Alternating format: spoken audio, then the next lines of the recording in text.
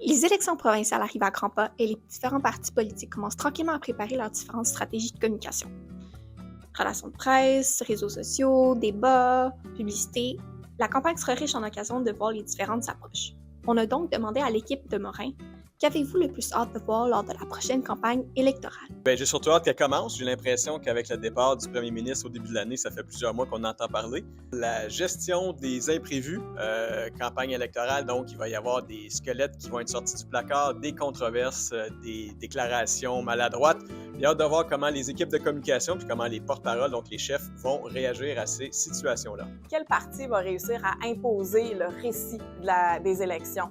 En communication, c'est pas seulement une question d'un slogan, d'un seul message, c'est vraiment de développer un narratif qui va être fort, qui va être mobilisateur. Donc, est-ce que les prochaines élections, ça va se tenir autour de l'économie, du logement, de la santé, de la question du changement? Ça va être à suivre dans les prochaines semaines.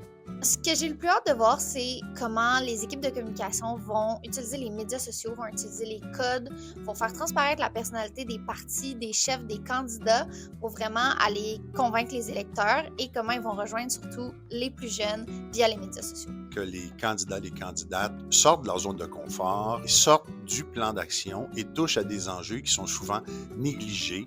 On parle de la lutte à l'itinérance, lutte à la pauvreté, inégalité sociale, mais aussi tout ce qui touche à l'innovation sociale, l'innovation manufacturière, tout ce qui permettrait au Québec de plonger davantage dans des choses qui lui ressemblent. C'est un révélateur, une campagne électorale.